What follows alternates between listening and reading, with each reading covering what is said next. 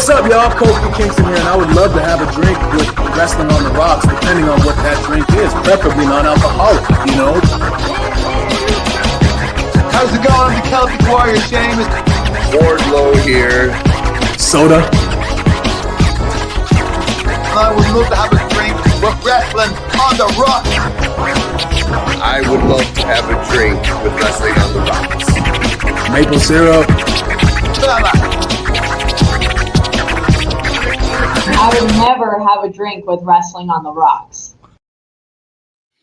Welcome to the Dive Bar of the IWC for a brand new episode 1 again on my birthday.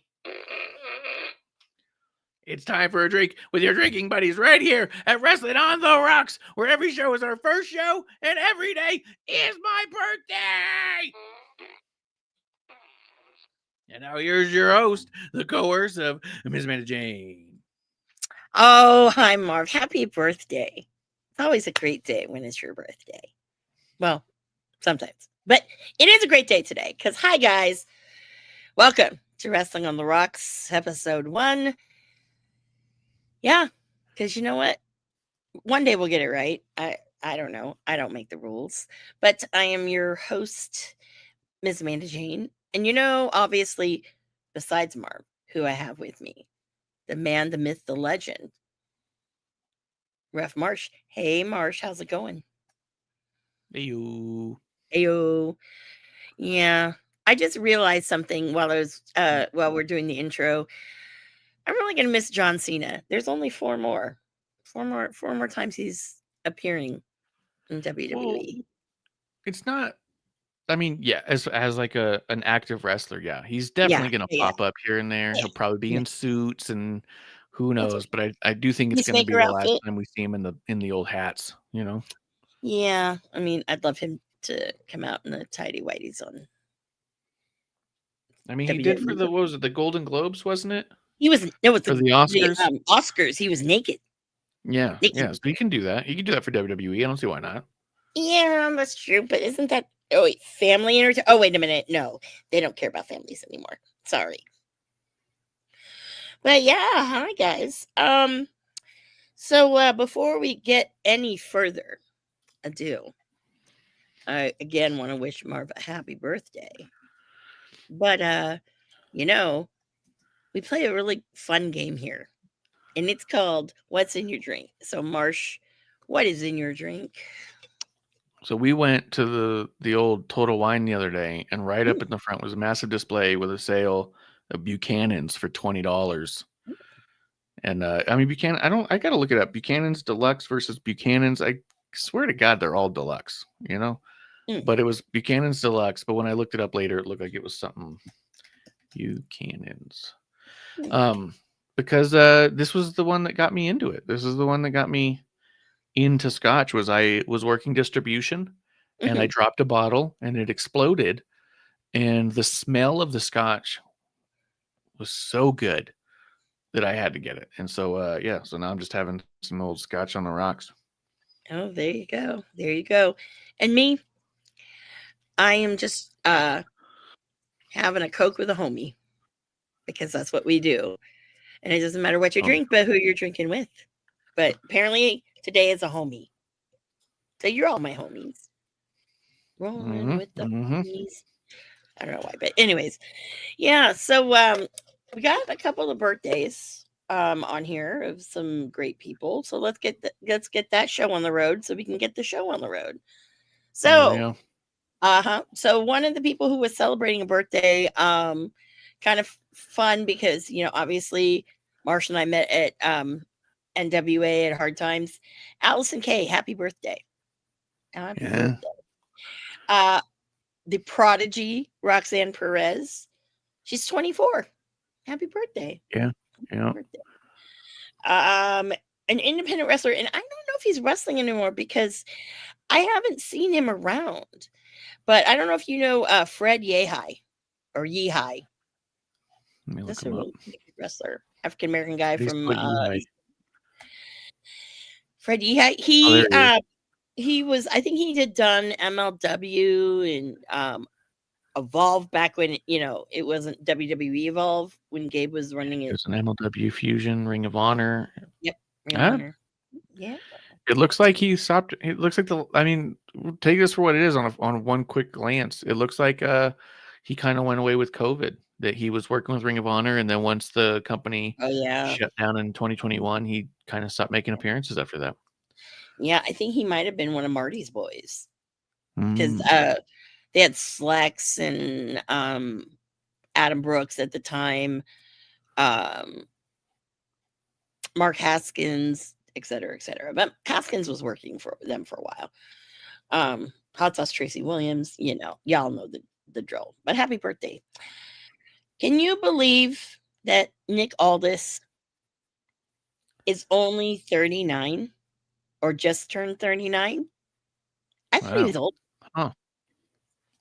Yeah, but I would have guessed older than that too, but not in a bad way.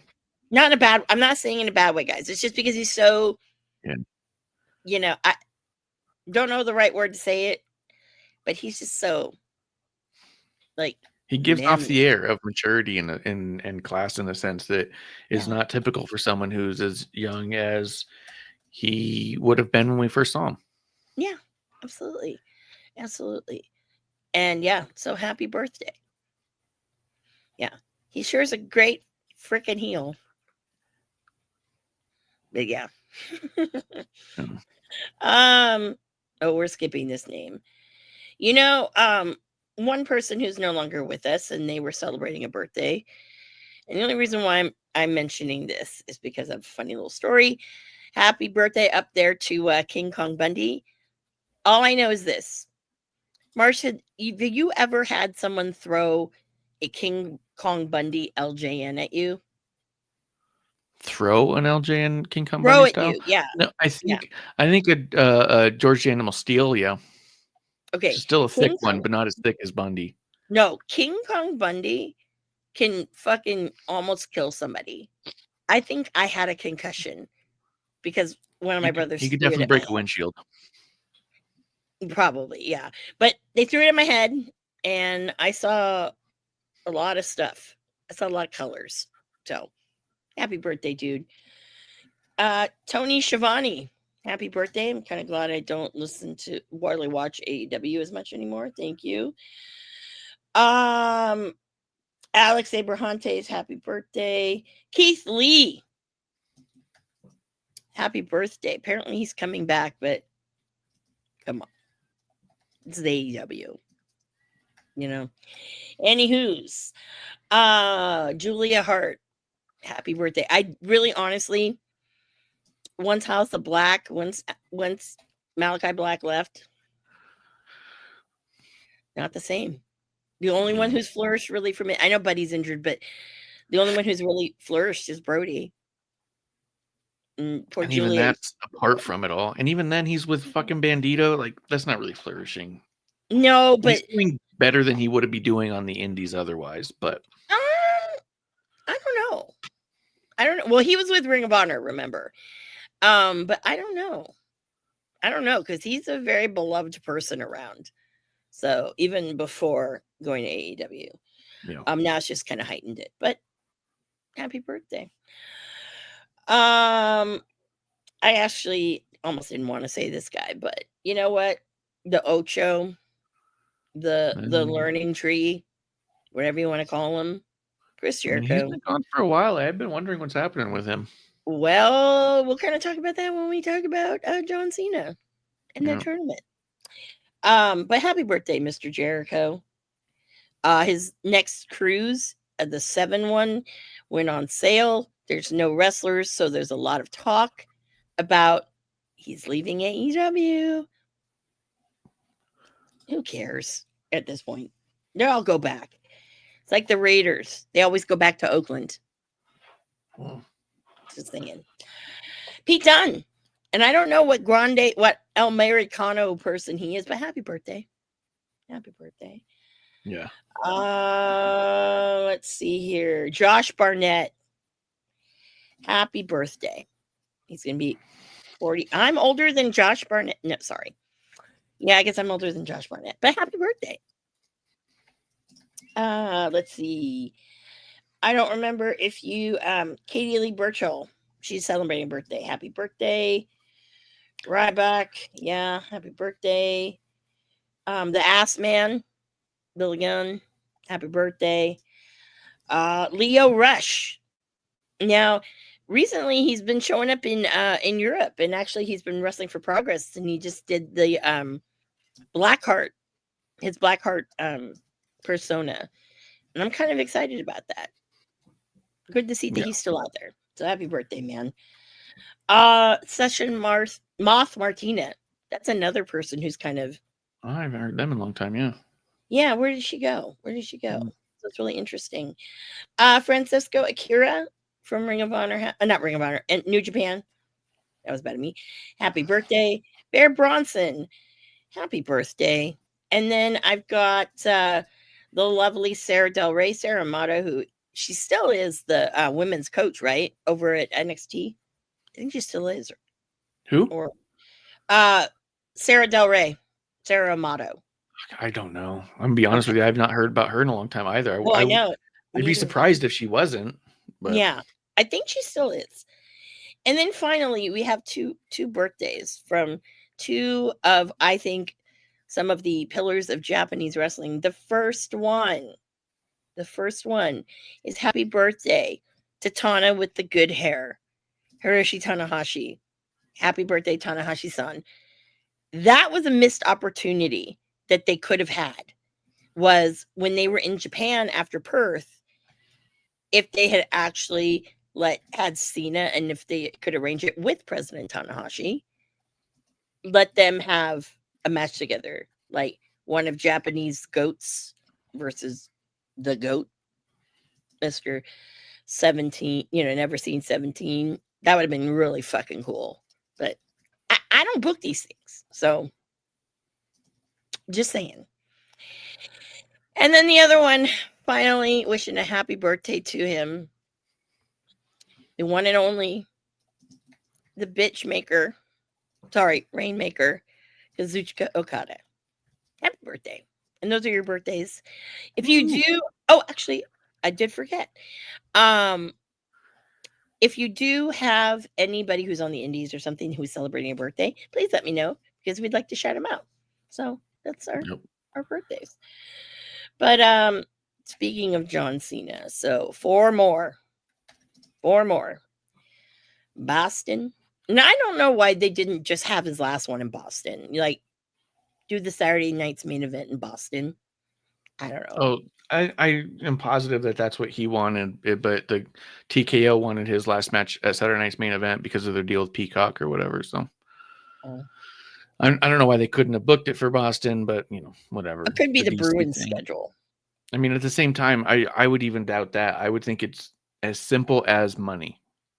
TKO put out a thing to the cities, who wants the last match, and DC put up the most money. I think that's it.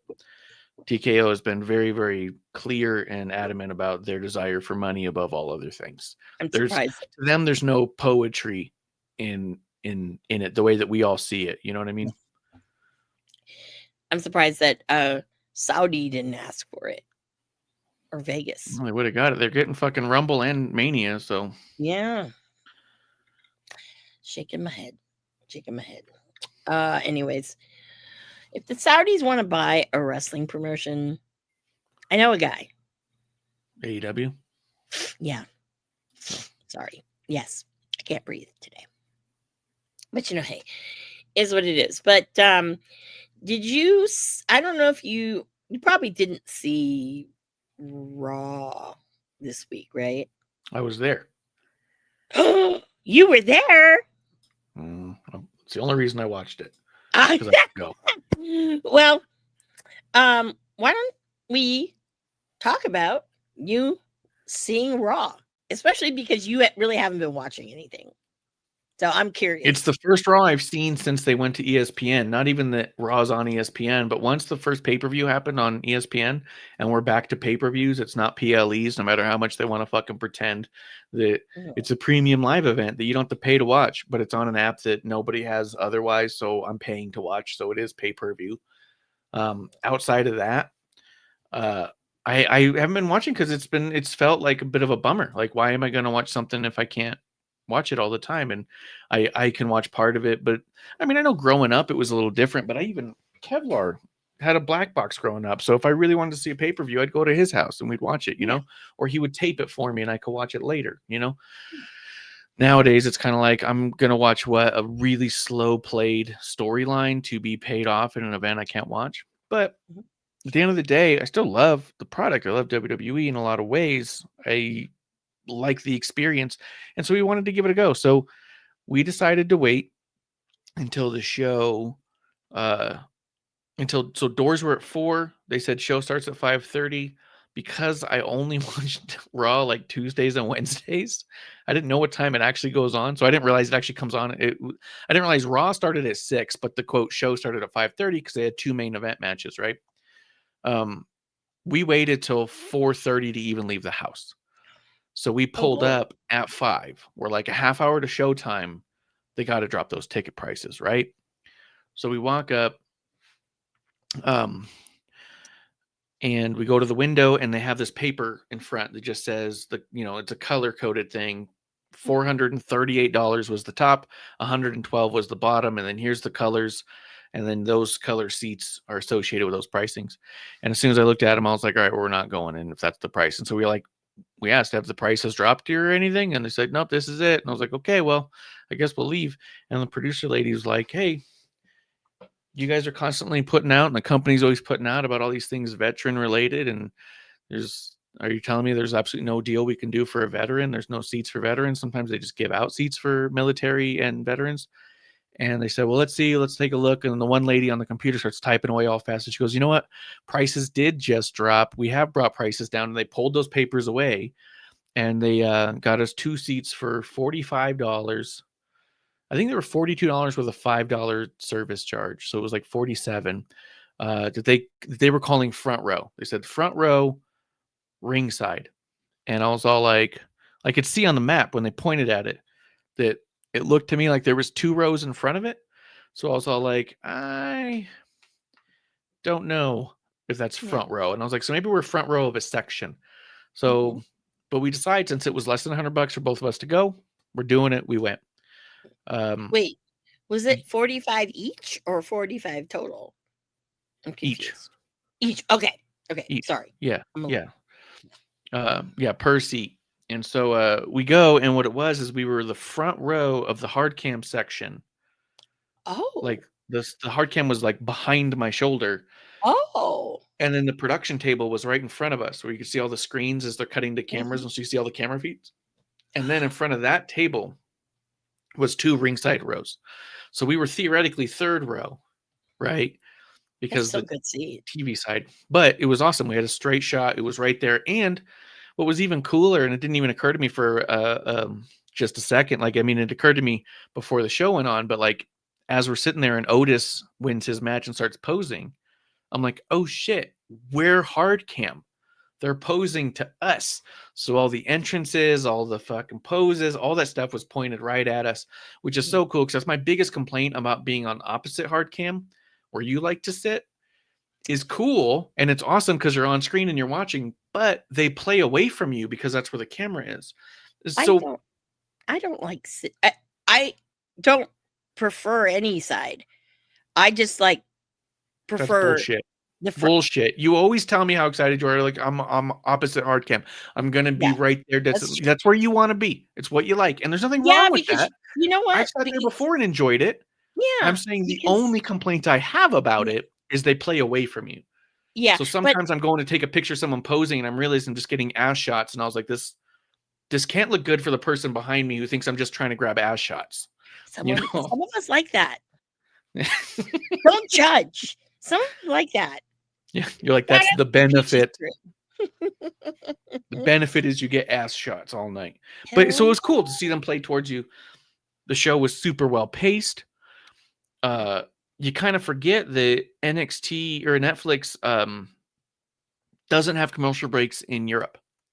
Yeah. And so they have to keep the show going. Mm-hmm. And so when they squeeze in commercial breaks on Netflix in America, it's during shit that's happening, right? So sometimes there's in-arena interviews.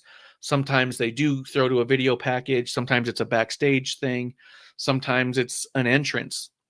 But as I'm saying, as an audience member in there during this era, you never quite knew with certainty when the commercial was. Where in previous years that we've gone, you knew.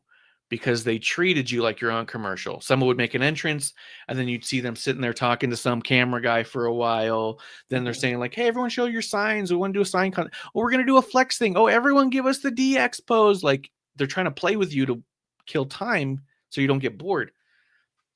I really like this new way of it, this constant stream of actual show, because I never got to the point where I was like bored or wondering when the next thing's going to go. But it was awesome. It was really cool. We used our time well. We knew because Punk had won the title that he was going to open the show. Did you flip him off for me? I did. But at the end of the show, because at the beginning of the show, as soon as his music hit, we got up and walked out. And I was like, all right, cool. Now that we know where our seats are, he's going to come out and bullshit a bunch of horse shit for a while. We've got time. Let's go to the bathroom. Let's go check out the merch table. Let's grab a couple of drinks and a snack, and then we'll come back. And so we did. We went, we used the bathroom, waited in the merch line for a little bit, and looked at it, decided there was nothing in the merch line I actually wanted, got some drinks and snacks, and then we waited until we heard Logan Paul's music hit. Once Logan Paul's music hit, we're like, got to go back out there. Someone worthwhile is going to be talking here. So yeah, it was, that was the only time we ended up walking away too. We didn't really have to go again at that point. Like, there was no other real break spots we were super interested in. You guys just got up and left. Oh my God. Yeah. As soon as his music hit, or whatever. You heard that. Yep. And the row who's there, they're all like, ah, and we're like, excuse us, we just don't give a shit about this guy. He just kept walking. Now, when he came out for his match and he has to play towards hard cam, I stood up and went like this because of his shirt. I thought he might look thinking I was doing a Punk thing, but it was just this. So I did that for his entire entrance. As he's looking at hard cam, I was standing there like this. I love it. Shout out to Marsh, because you know me, I love my 2 middle fingers. That's fucking awesome. I never thought about that one. And Colt Cabana says, hey, Marsh, how you doing? Okay. I got Scotty's back. Yep. Scotty's back.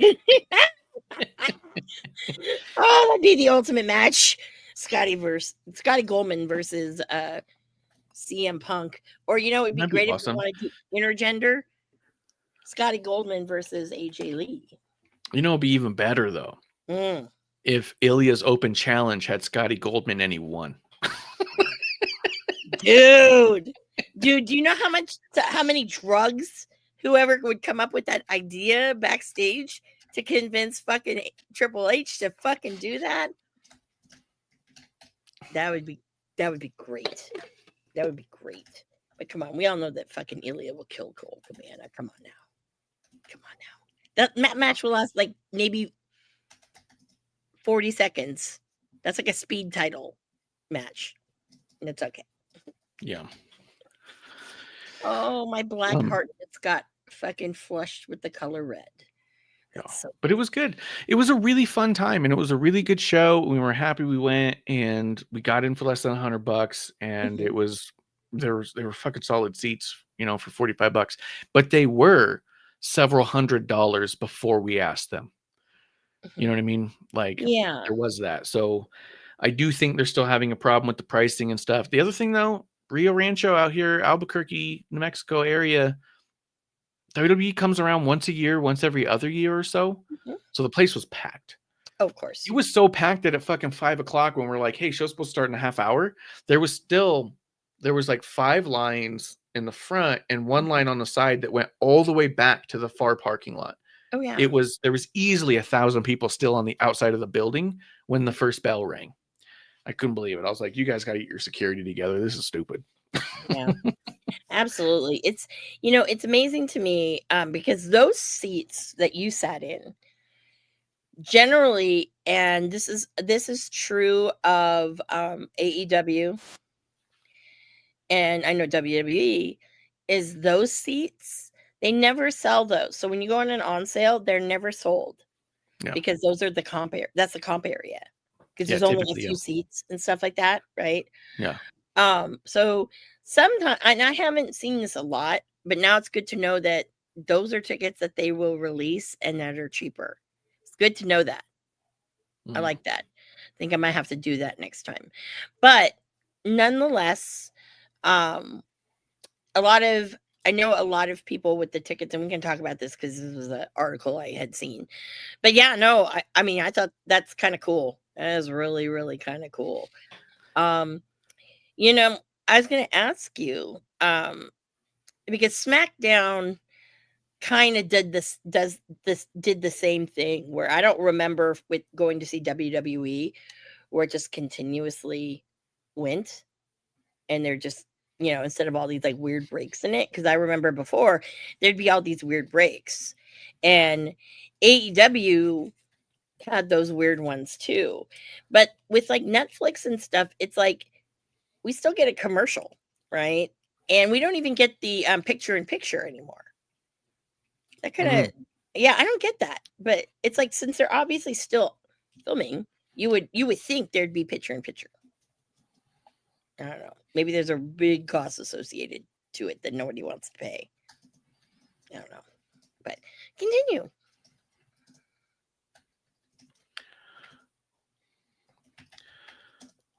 Sorry, I'm gonna respond to Oh, this. that's okay. I know that Becky, so when Becky came out, she walked right by us.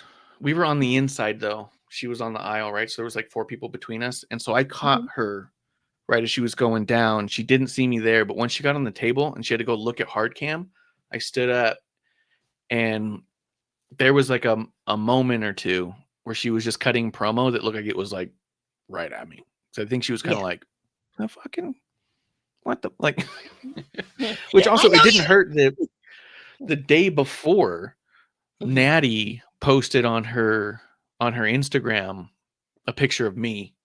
And so like there's no way that some of those people didn't go like, wait, I know that fucking idiot. Yeah. Or they could know that fucking idiot from here. High likelihood. Little likelihood. Well, some of them I've known. Yeah, I know. That too. That A few too. times, you know what I mean? So Oh, that too. Yeah, that too. Know what you mean. That's cool. That's really cool. Yeah. yeah. If I went but it to was Raw, a good time, dude. It was really good. I was into it. It made me happy to go. I mean, there's only 2 times that the crowd was chanting "This is awesome," and it was during the women's tag matches.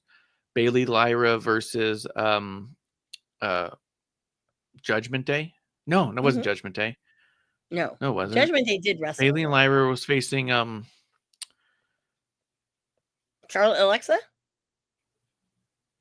Was it Judgment Day? Who the fuck was in the opening match? So hold on, wait. We had the opening match was Nikki and Stephanie Vacure Mhm. against This is Roxanne and Judgment Day. Raquel. Yeah. Because we took note of that because it was like, holy shit, the show's opening with all 4 Latina women, and that crowd started chanting, "This is awesome," like twice. Yeah. And then later we had Lyra, Bailey. Oh my god, I can't. Oh, and the Kabuki Warriors. And that was the other one that was getting "This is awesome" chants. Yeah. The other thing I thought was notable Mhm. is because I've seen a lot of bullshit online because that's where bullshit lives. Mhm. And a lot of people online are trying to say that the crowd is over Jey Uso and the Jey Uso thing is over pushed and he's not that over and all this shit, right? But in the audience, in the crowd, as I'm watching and looking and listening, I think I saw 3 CM Punk shirts. There was probably a couple more that are harder to see, right? But I couldn't tell you how many Yeet and Jey Uso shirts I saw. There were so many. There was a lot. And now you could always make the argument, oh, people bought the shirts months ago when they liked them, and now they're going to the show, they're going to wear it. Maybe so. I wore an Old Bailey shirt to the show. Maybe it's an old shirt you just want to support someone, right? That could be. But I will say, during the match with Uso and CM Punk, the CM Punk chants didn't catch a lot of ground, and the Uso chants got loud. And that's just to say, I'm not saying that CM Punk's not over and that he doesn't have fans, because he does. He has fans. He moves merch, and he's over. Sure, let's say I don't like him. You don't like him. We can also acknowledge he has a fan base, right? Yeah. But it was discernibly louder for Uso, and the crowd was hot for Jey. And every time he yeeted, the whole crowd like a wave, like. Yep. And it's not just sing along, right? There is a degree of that. But if it was just that, then when people were chanting CM Punk, everyone would have got in on it. And not everyone did. It was not as loud. There was a chant. It was not as loud as any Uso or Yeet of the night. At least in New Mexico, Jey Uso is still massively over. And I think he's more over than Punk in New Mexico, if nowhere else, right? I don't want to speak on behalf of the whole world like the whole fucking bullshit IWC likes to. Every time somebody says something, they believe they're speaking on behalf of everybody. I'm not one of those dumbass podcasters that goes out there and says, our favorite wrestler is, or we all believe and think. No, we don't speak for other people.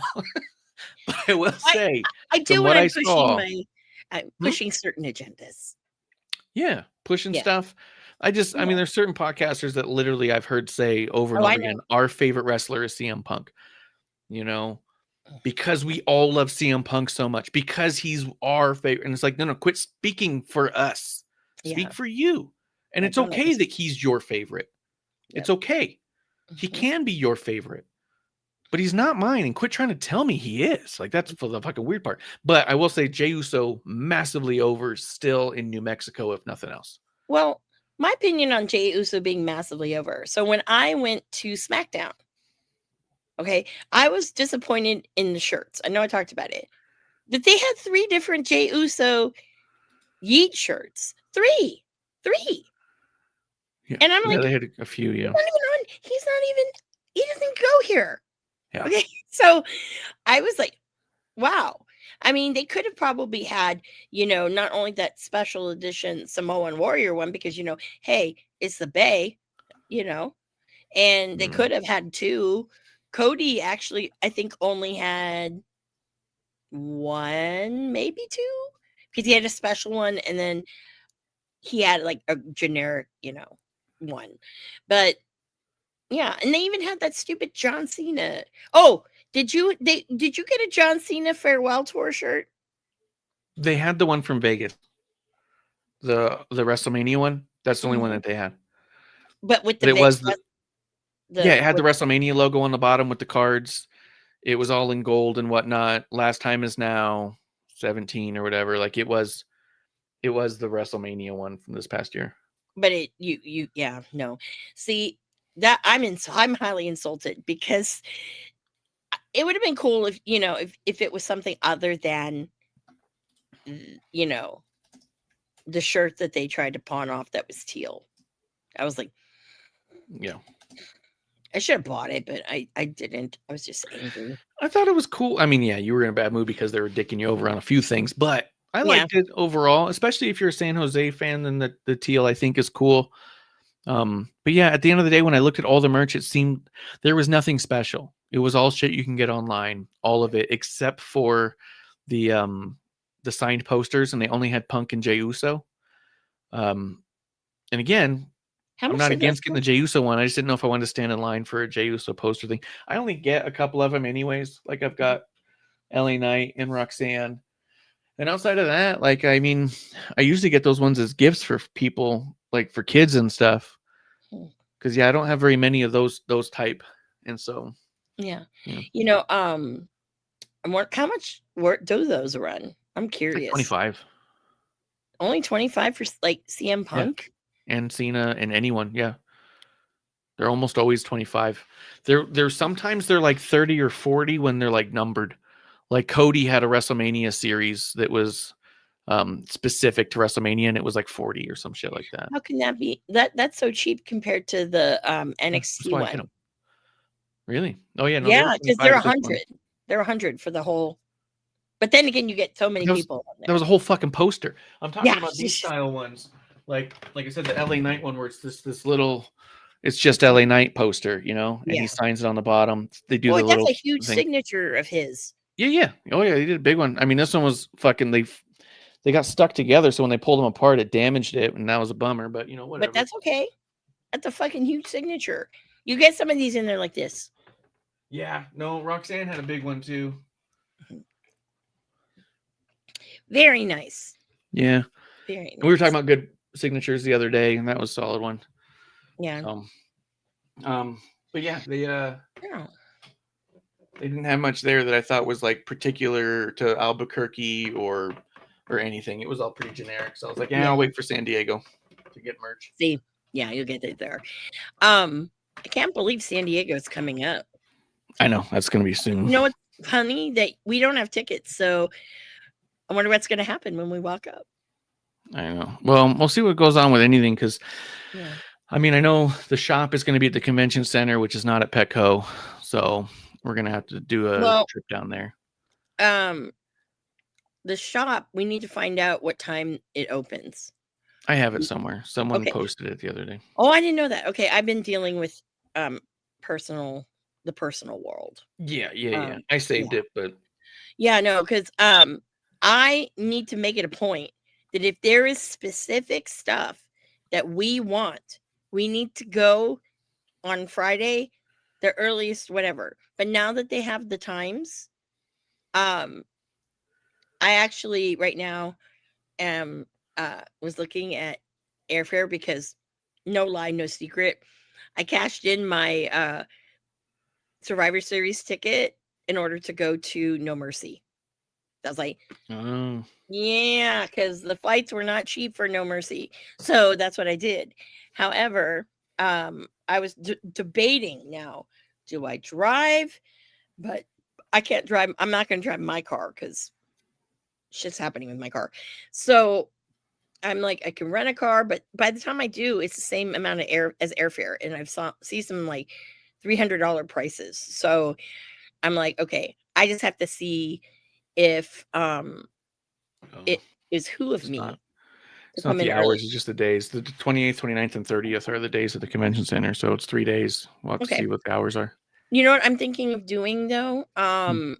If I'm now being a kind of smarty, I'm thinking perhaps because I have my reservation for, the 2 nights across the street from Petco.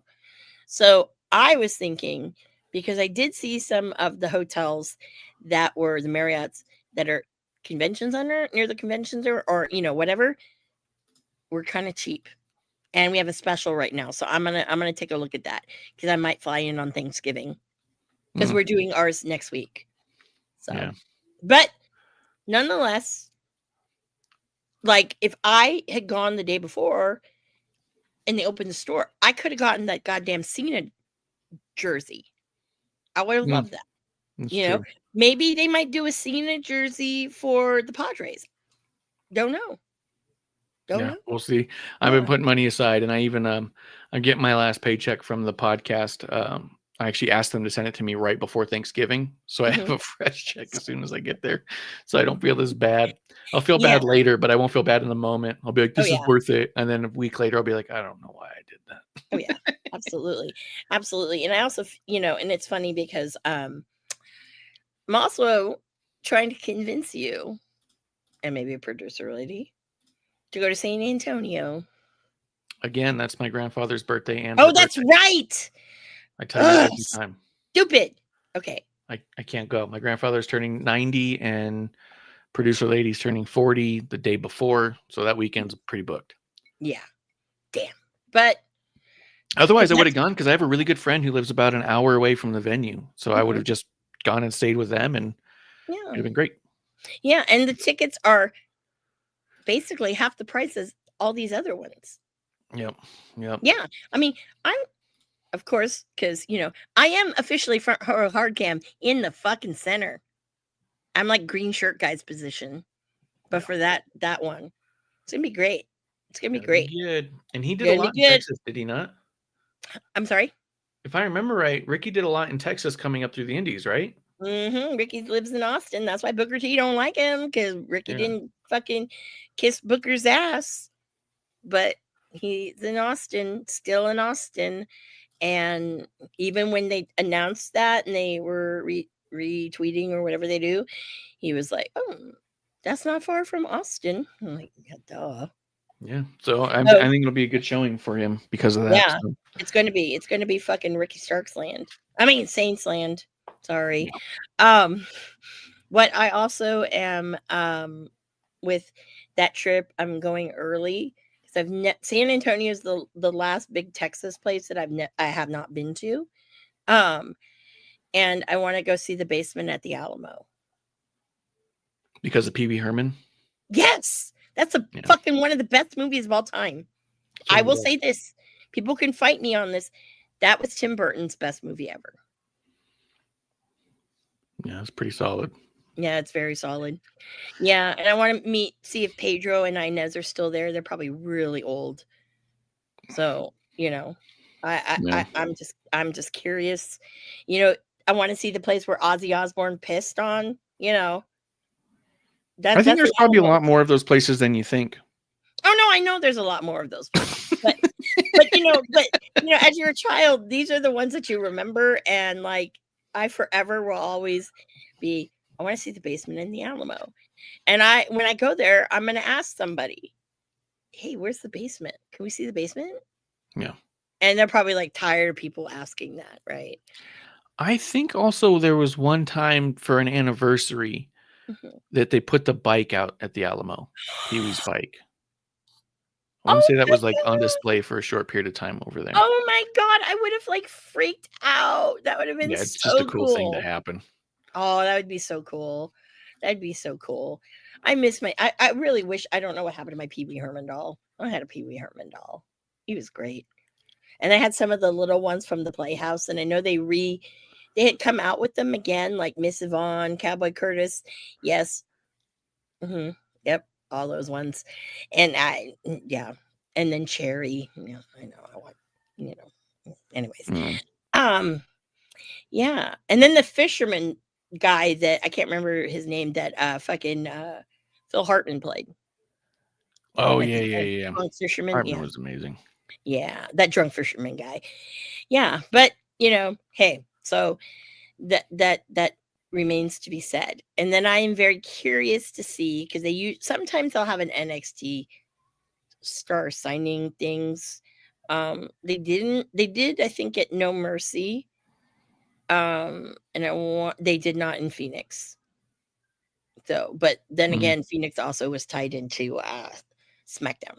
So, yeah. So this will be interesting. The lead up to it is very interesting. Which, yeah, let's talk about it, as Trick would say. So now you've seen the promos, right? I will say Have you seen any of the promos that have led up to where we are now? I saw one of Ricky ripping into him, and it was really good. Was the contract signing one? Yeah. Yeah. I know a lot of people were very impressed by it. People who say he's the vanilla midget rock version of the Rock. Yeah. And I think it shut a lot of people up. What are your thoughts with him? Because you've seen him cut some good promos, you've seen him cut some shit promos. You know, I'm just curious because I'm biased. Yeah, I thought it was really good. It put him in a light where he was able to just do what he does, which is be able to like talk the way he wants to, right? He wasn't molded into what other people want him to look like and whatnot. You know what I mean? Yeah, totally, absolutely. And yeah, and then they you got to check it out. They did another, now that they have the series of them, Shrek being bitter because he lost to Ricky, and they have a new series now because obviously we're going into a last man standing match because the NXT after Halloween Havoc, they were fighting all around the Performance Center, and you can really tell that both of them are really putting their all into this thing. Not to say that other people don't do that at NXT, but it looks like some really quality shit. And they've now cut 2 promos. This week was pretty good. I really didn't focus on it much because life happens, but that match is going to be pretty amazing. And that match is happening Tuesday because they're doing that Gold Rush thing at in New York for 2 weeks. So definitely, because I think that any kind of special events or PLEs that NXT has been doing, these ones have been good. So I'm pretty sure that this week on Tuesday, and then the Tuesday, and now they're doing like 2 dates, but the 2 in New York are going to be phenomenal because they pay, I think they're giving more to the PLEs. So that might be a good one to watch. That is the main event. But that's definitely something that I would tune into. And also you can kind of see, it'll be great to see Ethan Page and Chelsea Green, what they're going to be up to at that particular event, since now they have the triple A or triple A or however they say it, mixed tag. They're the mixed tag champions. So they're hinting somewhere that it's going to be probably a pairing of Mr. Iguana and Lola Vice. I think that's what they're kind of hinting to. Yeah, I saw them doing some stuff together that seemed pretty decent. Yeah. And I think they're really she's really over with AAA. So she's been doing some of their events, and I think that's great. That's phenomenal. I mean, she's good. She's really good. So, I mean, why not, right? So, I got that. Interesting also to know that not a fan of what Kalani Jordan is doing with the TNA belt. I think she's really dry. It feels forced. It feels forced for her to be a heel. I don't know. Yeah. Yeah, her promos were pretty bad. Yeah, they were. Oh my God, she had one with Jordan Grace, and it was just, oh my God. I'm like, ugh. Right now, we already have 2 people who, one person who really does not have mic skills, and goddamn, I had to shake my head on that one. But speaking of which, other things that have come in, what do you feel about? Do you have any feelings about Jade Cargill now being the women's champion over there on SmackDown? I mean, it's not going to go well. She's not ready for it in any way. Mm-hmm. it seems weird and forced. There seems to be a weird backlash against Tiffany. I think that also there's something to be said for the type of fan that they're currently trying to play towards, right? So Mhm. Tiffany was over in NXT because she looked like a Barbie, but then she wrestled like a fucking lucha to a degree. She wrestled like Pac, like Neville. She Yeah. wrestled like she defied gravity. She wrestled like what people think Io Sky wrestles like. Yeah. You know what I mean? She actually was doing it. So she got over big time down there. When she got to the main roster, she was ready to have good matches and was having them. I mean, and it's always been part of her thing. She's kind of been wearing less and less. But I feel like that there's a huge contingent of the audience that likes her. And a lot of the women, they like them just because they're excited to look at them right now. You know what I mean? And I think that that there's a weird backlash on Tiffany's title reign being boring or noteless. And I think that's a booking problem, not a fan problem. But I also think that this fan group doesn't fucking care. This fan group is more into divas than they are wrestlers. And it's pretty obvious. And it's kind of weird. Yeah. And I think that's what kind of happens when you price out the fans. You start bringing in the idiots who are there to yell and scream and ogle. You know what I mean? Yeah. Oh, yeah. Hold on. What is that?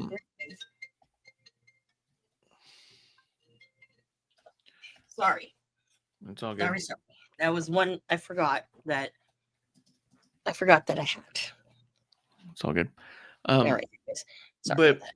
I think that I don't think that Jade's going to be the answer, right? Obviously, Jade having the title makes me wonder if Bianca's ready to come back, because that's what it looks like more to me.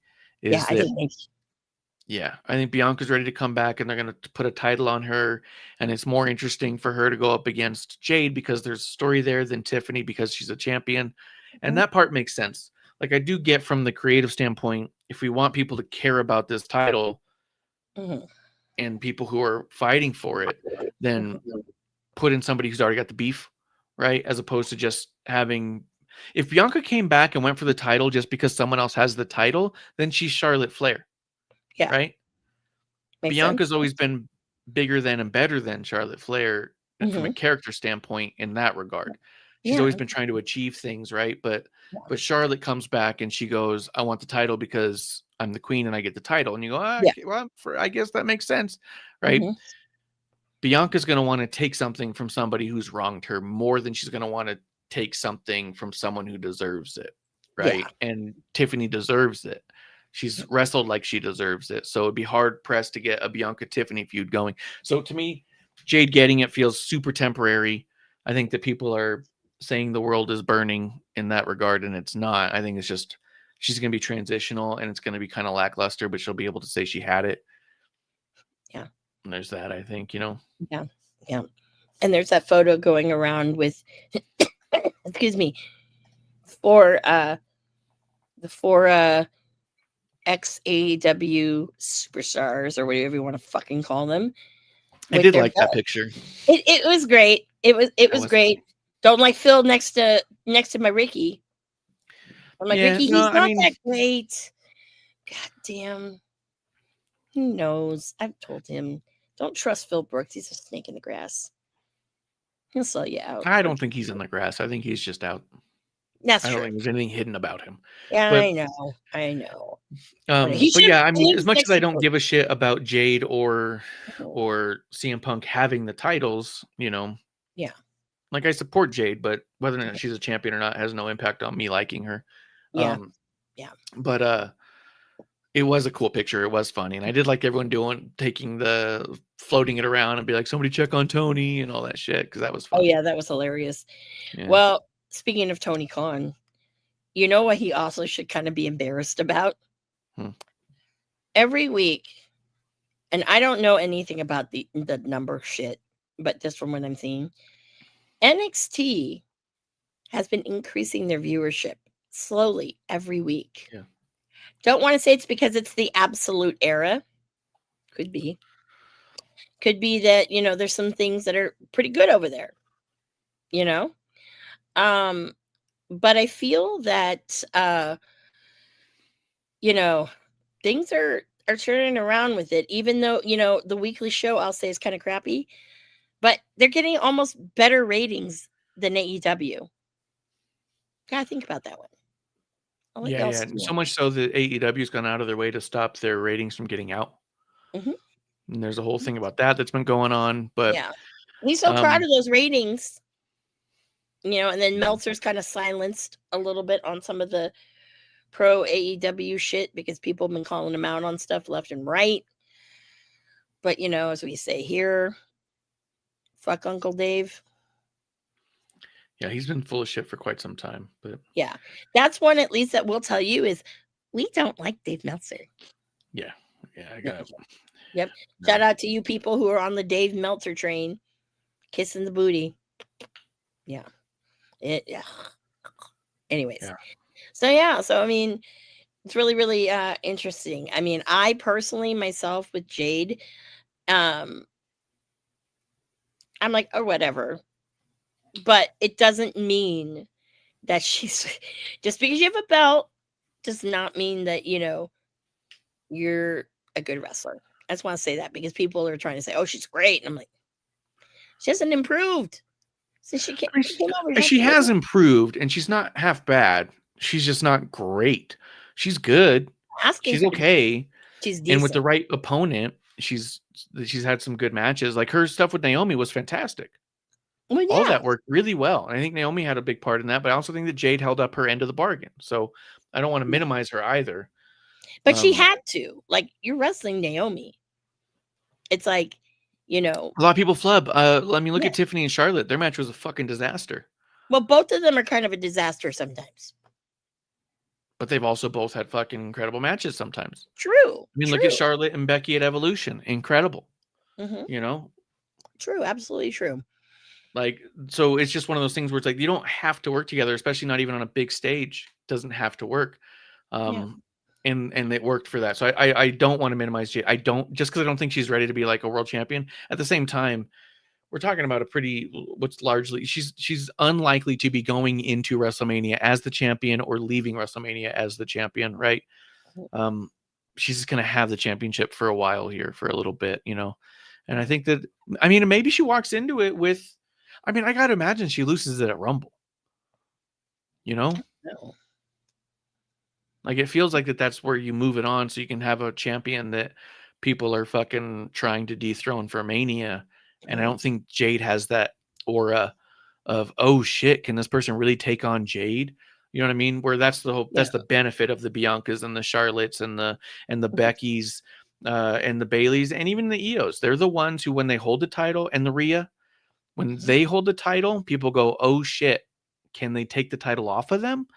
Yeah. But you put it on somebody like as much as I love them, a Naomi or an Alexa or a Jade, and you go, or even a Bailey, and then you go, oh yeah, they could lose that title tonight. You know what I mean? Not because they're bad, but because they're underdogs a lot more often than not. You know what I mean? Where the other ones are not. So I just think that Rumble would be where you move it so you can have a fucking pillar kind of matchup coming up, Yeah, absolutely. I did want to go back to what you were saying about the fans and watching, and like with the women's, like it's a different fan. That's why the prices are going up, because they're just like staring at it. I think I might have said something on episode 1, but I've noticed in the past, in a while, it's been a bit, that the women's gear, especially with the bottoms, is slowly going into like almost, I don't want to say a thong, but definitely like a cheeky kind of short, because that's a little thicker than a thong. Yeah. And yet, and then, okay, I'm going to use Nikki Bella. Okay. What she wore on Raw, that I was like, the little top that's on, kind of opened up, and her little way beyond. But she's always dressed like that. No, but I think it was shorter than she normally did. I don't think so. I think it's always, for one, I think first with her, I think she's got a little more muscle than she's had in the past, and so I think that she's got more cheek, as it were. But it's also really close to everything she's been wearing before then. I think the notable part is here's Nikki Bella from the Divas era coming in dressing like a diva, and it doesn't stand out weird at all. It stands out as almost like normal, where you had the whole era in between where, I mean, look at Rhea Ripley, what she used to wear versus what she wears now. She's out there in a bikini. Yeah. And it's not like she doesn't have a good body, but it's also kind of like it used to be a little different, right? It used to be like, I remember Alexa used to come out and like the bottom of her ass cheek would poke out. And that's how she fucking got the whole thing with Mickey James and the biscuit butt. And it was like a thing where it's all like, oh, she's a little cheeky, right? But the other women didn't have that. And now that's going to be considered covering up. They're all wearing really close to thongs to the point where when we're watching it, there's been times when like me and producer are like, Jesus Christ, like, yeah, I want to focus on the wrestling. I'm not saying I can't appreciate or you can't be proud of or any of those things, but there is a difference between how women dressed in the late 90s and then the early 2000s and 2010s and then now. And it does feel like we've gone completely back to how little can you wear and still go. It's the weird thing about Stephanie Beckhour. I think part of what makes her stand out is that she's covered up to her neck. But at the same time, even her bottoms have started to creep up. You know what I mean? Because those were lower for a while. I remember thinking like, wow, she's got a tremendous body, but she's covering it up because we're not supposed to be focused on that. And that's starting to creep. And it just makes me think that your attempts are to draw the eyes away from the moves. That's what it feels like more than anything to me, is it feels like a distraction. I think that with Stephanie, the booty short that it's coming up is more because everyone loves the devil's kiss. Well, you know, Hate it.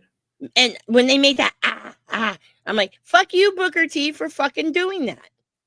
Okay, it's disgusting. I'm like, you're not bringing that filth over here.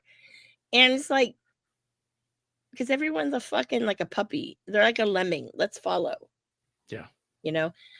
And of course, you know, men now, I'm saying, I'm using Ricky Saints as the thing.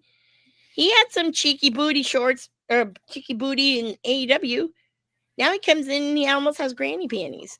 But when he did win the No Mercy thing, I was like, oh, you're back to fucking butt eating underwear. Because his butt kind of, yeah. I'm like, oh, how do you sneak those in? Yeah.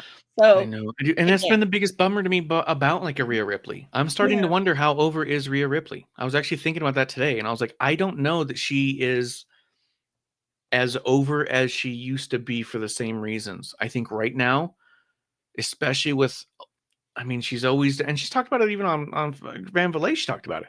Yeah. Posting thirst traps on purpose online. Cool. I get that. Right. Yeah. Get the engagements, get the people.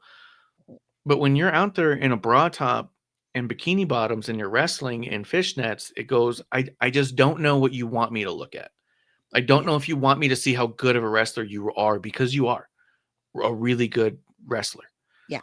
But do you rather that I talk about your body or your wrestling? And that's the hard part, is understanding where their goals are. You know what I mean? Like, you can look good and not be on display all the time. And that was the other thing. I thought Bianca used to do a really good job of it too, where she'd go out there and when she wrestled, she was in pants and like a halter top and she wrestled. But then when she cut a promo, she'd come out in shorts and a little sequence thing or something. Because it was like, hey, I'm talking here. I'm not wrestling. Yeah. I can look flashy. I can look good. I can look stylish. I can show off my body I've worked so hard on. Great. Perfect. But when you're wrestling in that stuff too, I start to wonder if you're trying to distract me and not engage me in the match. You know what I mean? Absolutely. It's just a little weird to me. I just don't think that it's necessary. I think that I think you can have it all. I think you can do both. I think you can be ultra respected. I mean, look at Natty. Yeah. We'll go back to Natty later. Low-key legend is in fucking singlet, covered. Yeah. And she always wears bodysuits. But then go to her socials. There she is in a bikini for you. You can see how proud she is of the body she's built. And you can appreciate it like it ought to be, right? Yeah. But then at the end of the day, she's low-key legend. She's braiding up her hair. She's putting in a mouth guard. She's putting on fucking tights, and she's going to kick the shit out of you. Yep. And she wants everyone in there to watch her kick the shit out of you. Yep. You know what I mean? Mm-hmm. Absolutely. Like, I think you can have it all. Yeah. I mean, Natty is one person. Even I don't know, even to this day, because she's not wearing those like booty shorts, right? Like everybody, the high cut, whatever. She's still in pants, right? Or Who? Natty, Annie? not the I don't Loki think the last legend, time I saw her wrestle, I think she's still in pants. in yeah, because I'm outside of Low Key Legend. I keep thinking of her dressed as Low Key Legend because I want a figure of that so bad. Yeah. The last few matches I remember seeing her in, because she's been off for a little while, was more full body. Yeah. Kind of like Bailey. Yeah. I mean, I know people are like, oh, let Bailey have, the Bailey booty and let her. No, she's not going to do that. There's no way. She doesn't need to. She doesn't need to. Like, that's the whole thing. Like, yeah, no, there are people who don't need it, and a lot of people don't, and kind of sad. But yeah. Anyways, so speaking of Natty, you want to talk about Natty? Yeah, we need to talk about Natty because I think we're going to institute a new thing on the show, so that way we can steer away from being repetitive and talking about Ricky's butthole and the shorts. I never talked about his butthole. Might as well. This way we can get away from talking about Marty versus Colt every week. We know what happened. Is we need to institute a new segment where we'll workshop a few names on it, but it's going to be more or less like a little book club, and it's going to start with the Natty book, the Last Heart Beating, Reading on the Rocks.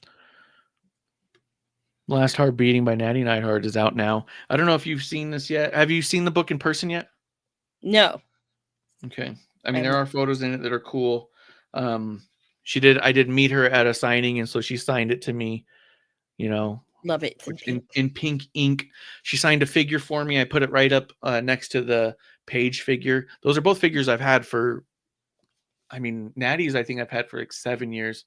Page I think I've had for over 10. Just waiting to have those signed. It was just like, oh, in case I ever meet them, I'll be signed. But anyone who's gotten the book and hasn't taken a look at it yet, if you take the jacket off, if you undress it, she had this made so that the cover would be the entire family in a ring together. Wow, that's awesome. And it's all of them. Like, it's Harry, it's Natty, it's Brett, it's Owen, it's Stu, TJ, Anvil, Dynamite Kid, and British Bulldog. They're all there in a ring together in the way that they did it, which I thought was fucking phenomenal.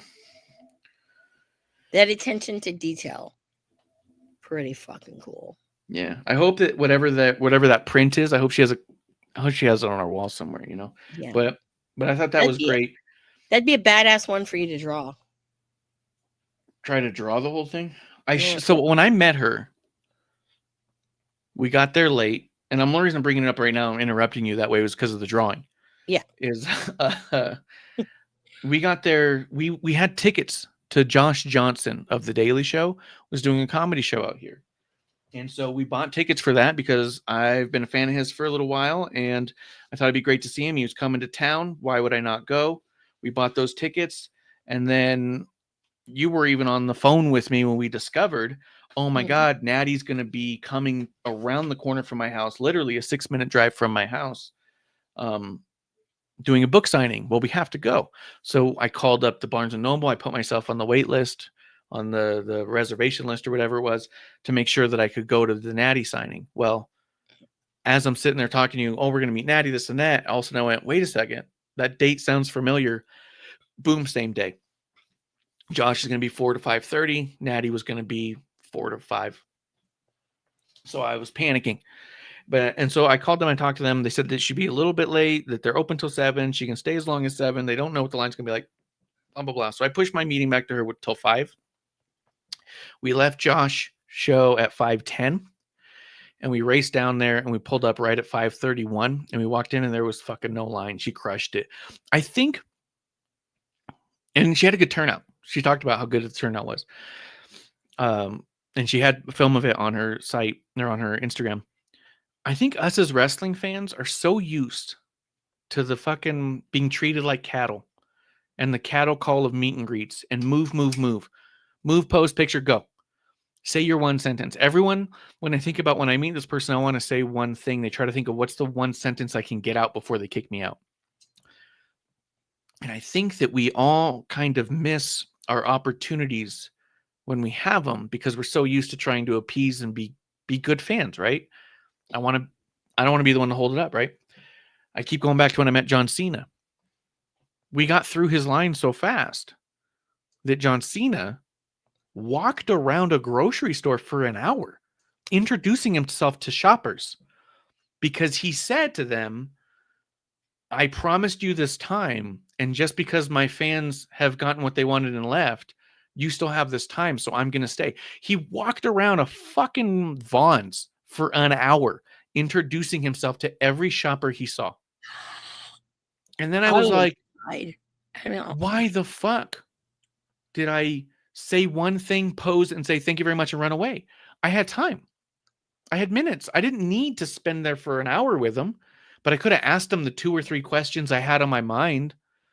And that stuck with me because there's a really good chance I'm never that close to John Cena again. That's just the fact of the matter of the world. And I messed up because the time was there and I didn't take advantage of it. So ever since then, I try to read the room a little bit. Do I have time and do I not, right? With Natty, I've been wanting to meet her for so fucking long. I was like, oh, there's so much I want to talk to her about. And so I started thinking about all these things I wanted to talk to her about. When we pulled up and there was no one there, I was all like, We sat there, we talked to her for over 15 minutes, just bullshitting with her as employees were kind of gathering around. And she goes, oh, I'm sorry. Do I need to do this? And they're like, oh, no. I think they were gathering around because the conversation was fascinating. We talked about Total Divas. We talked about WWE Unreal. We talked about just not wanting to have kids. We talked about Ron Killings, what was going on with him. We talked about the low-key legend. We talked about how she pitched the idea, how she wanted to do that. Like she talked about just the way she went with it. You know what I mean? We talked about so many things in such this small window. We talked about the Cauliflower Alley Club, talked about podcasting with Medusa. We talked about so much that I think people were kind of going, this is kind of a cool conversation because she started saying things about behind the scenes things and talking about how she truly felt about stuff. So it felt like people were getting like a little peek. It was really cool for her for me to hear her say she's still unsure of how she feels about Unreal. We talked about how Tiffany and Charlotte were on Unreal and how they didn't do a good job of showing that story. They showed a moment in their story, that the Tiffany blow up, and it was great. Charlotte or Natty goes, I know what happened, but they should have showed what happened. And she was like, and I don't know, like, it didn't seem fair to her, right? So, I mean, it was just cool for us to be able to talk about that, a bunch of things. We talked about Paige a little bit, like we were able to just talk, and it was so cool and so chill and just getting in it until at one point she turns to them and she goes, I'm sorry, guys, I could just talk to this couple all night. Like we could talk for hours. And I was like, yeah, maybe we should do a podcast sometime. And she was like, yeah, maybe. And I was kind of like, I might fucking message you.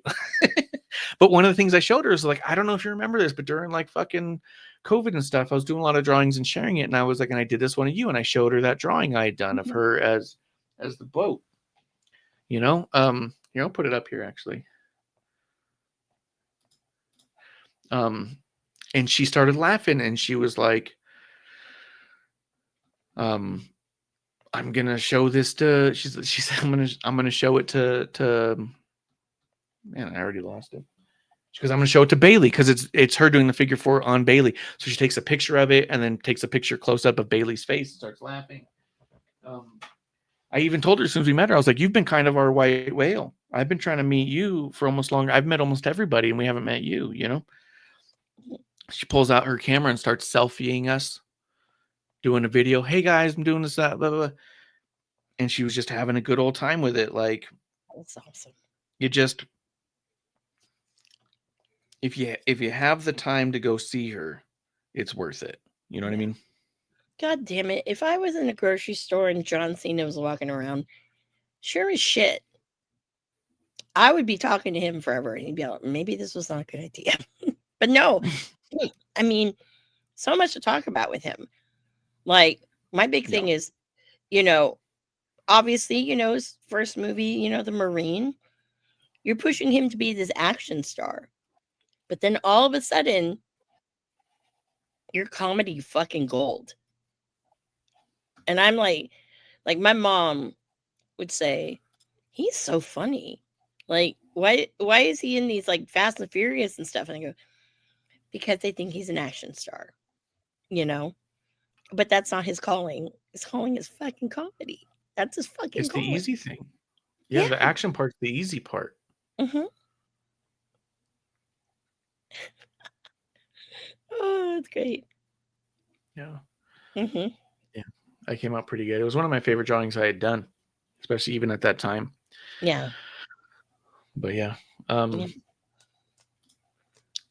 But yeah, I mean, especially when he started doing Saturday Night Live, seeing that stuff was pretty easy to be like, okay, he's fucking got the timing down. And then seeing like Ricky Stenicki, Yeah. so fucking good. Like, Fucking gotta watch that again.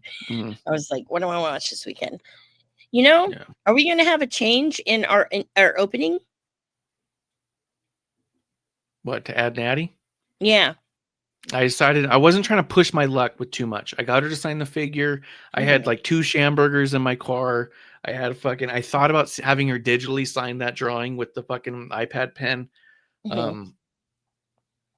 We were just like talking so much that I didn't want to start being like, and can I get this? Can I get this? Can I get this? Can I get this? Oh yeah, You know what I mean? no. Like, so I decided not to try and get too much of that, but we got the picture together.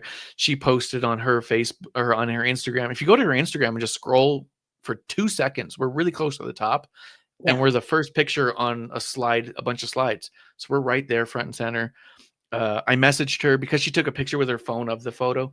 I took the boat drawing and I sent it to her on Twitter because we still follow each other. And I was like, hey, here's the drawing in full quality, just in case you wanted it, whatever. She was super nice, responded right away. You guys were a highlight, you know. Oh yeah, she even messaged with producer lady for a couple back and forth where she's like, great meeting you guys, highlight of my night. You know what I mean? Like, she was very, very engaging and very happy with the conversation we were all having. And we were so happy. And I mean, like I even posted in my story there that like, she's as nice as someone could be when you hope to meet anybody. Like, you just meet a new person and this is how you want them to be, just this nice. But to have somebody who you also like look up to and respect be that way is like even better. You know what I mean? Like, holy shit. Like, she gave off like the vibe. It was kind of similar to Hacksaw, where you're almost all like, oh, if I was neighbors with them, we'd hang all the time. Oh yeah. You know what I mean? Like, Hacksaw gives that same impression where when you're talking to him, you're like, oh, we could go hang and have some beers right now. Oh yeah. You know? Totally. Like, That's Ricky Morton too. Ricky Yeah. Morton, same thing. Oh my God.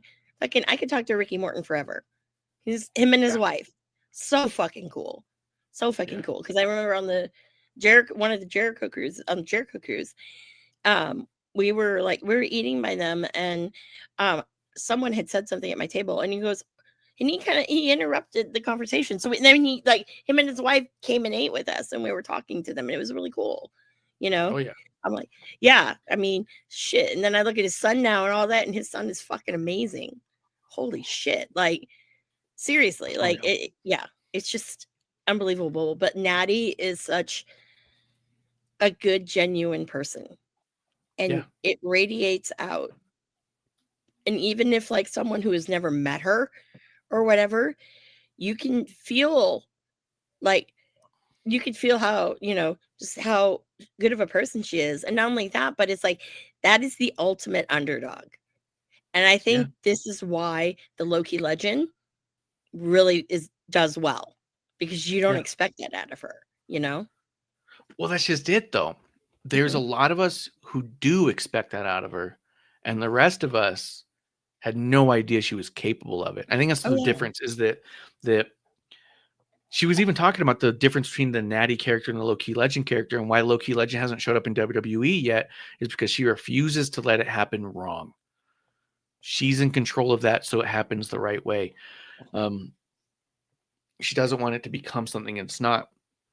But the Low-Key Legend is out there fighting, not even fighting for respect, but like fighting back against disrespect. You know what I mean? Like she's out there demanding her respect back. Like you guys have been able to poke fun at me and laugh at me all you wanted for however many years. Sure, my pants ripped. Sure, I had a whole fucking there was a whole fucking storyline about her farting. Farting. Yeah, that was awful. You know what I mean? Yeah. Like, why the fuck are you doing that to Nat? No one else has had that. You don't have some Alexa Bliss fucking fart promo.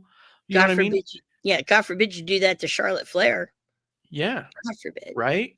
Toni Storm left because she got a cream pie in the face. You know how many people have killed for cream pie fucking promos? You know what I mean? Kevin Owens has a fucking famous one. Who fucking hit him in the face with cream pie? Fucking Jim Cornette made fucking thousands off of pie in the face angles. You know what I mean? Like, that's just to say, although Tony felt disrespected in there and left, there's a whole lot of history with pie in the face gimmicks working in wrestling and money being made with wrestling, right? There is none about farts working in wrestling, and they fucking saddled that on Natty. So it's just one of those things where, like, yeah, of course Natty goes from I'm the one that farted to no one respects her to now Low-Key Legend. I'll twist up all your fucking favorites. How about that? You know what I mean? Because like she's tired of it, she's demanding it, she's getting it. Like that's what's so fucking cool about it. Yeah.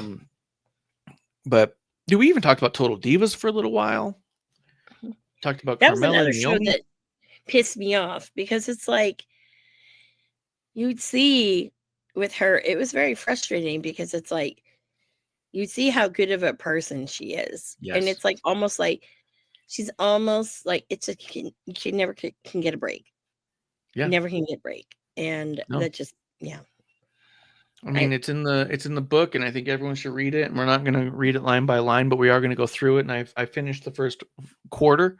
She's got it split up into parts, part 1, 2, 3, and 4, and little mini chapters inside of there. I finished part 1 today. But in the preface by Bret Hart, he even talks about how one of the greatest achievements that Natty's ever had, she's never injured anybody. Exactly.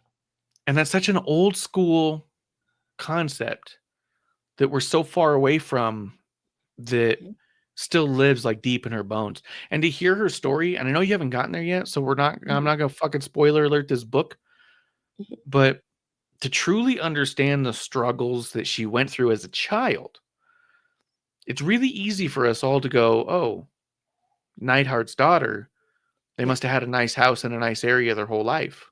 Well, they didn't. He had a lot of issues, and they lost a lot of money. They lost a lot more money than they made. And I mean, there's a just a quick sentence in it, so it's not a total giveaway, but they used to get their groceries at food shelters and food pantries. Like, she grew up poor.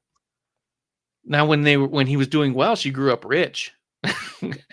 And then there was a part of her life where she grew up poor. So I think that she has an appreciation for the reality of it all, the ups and downs and stuff that I think a lot of people don't have, and the technique of it all. We've talked about it before, that Natty is the first one to sacrifice herself in a match to make sure the other person not only looks good but goes home safe.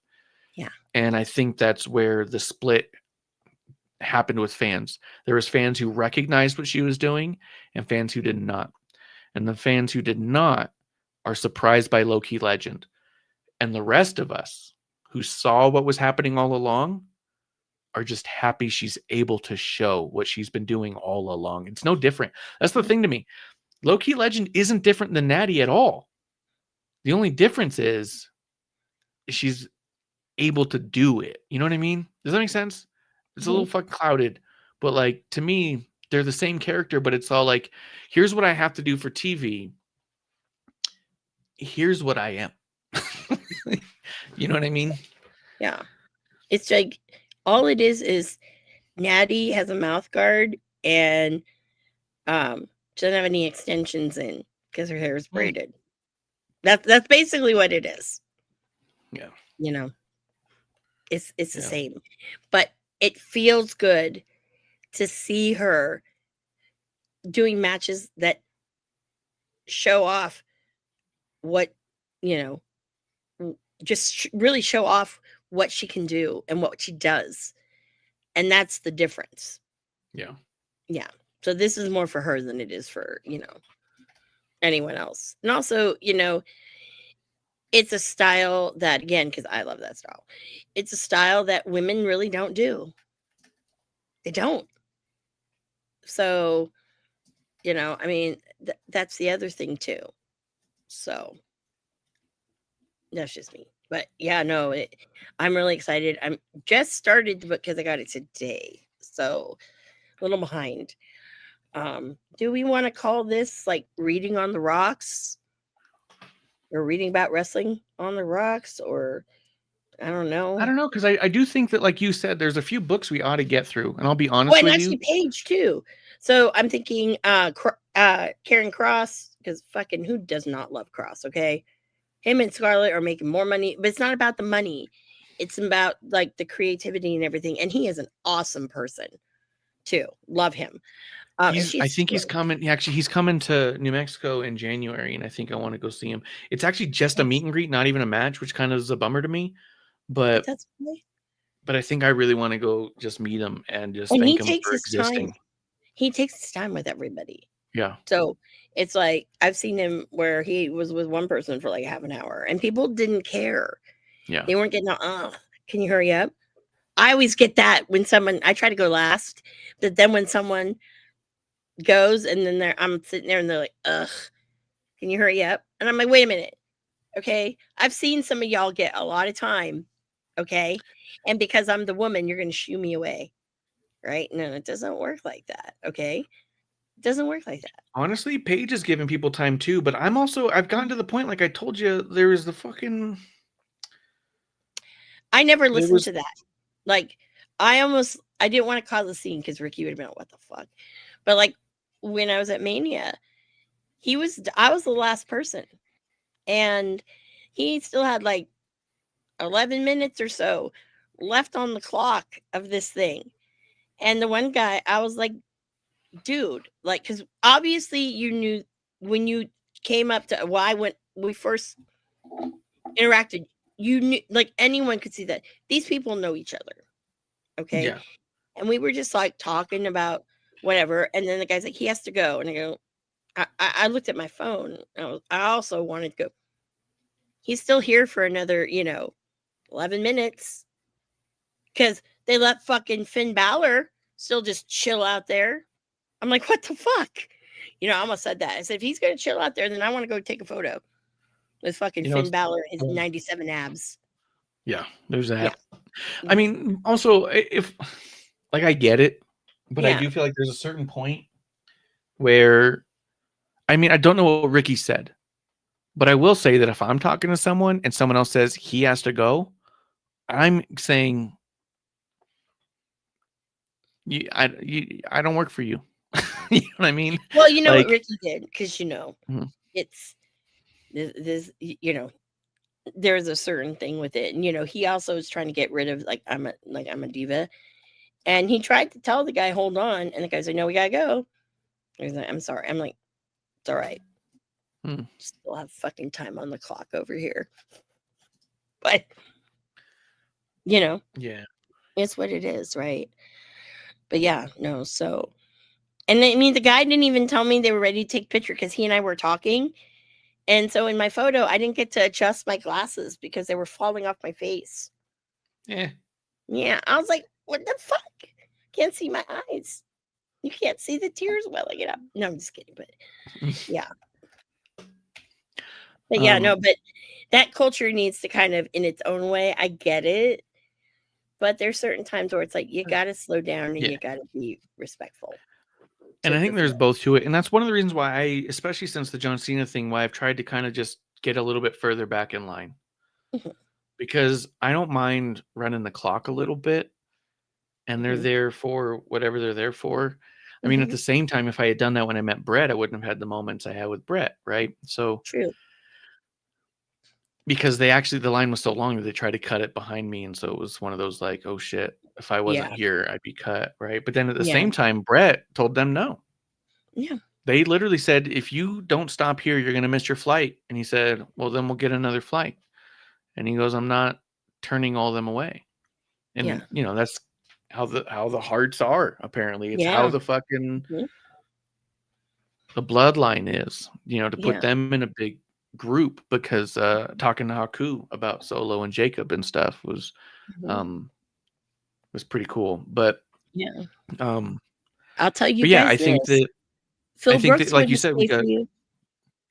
no, I've known several people who've met him and said he was absolutely horrible to them. I Yeah. know a dude who spent like $1,000 to meet him and was treated like shit.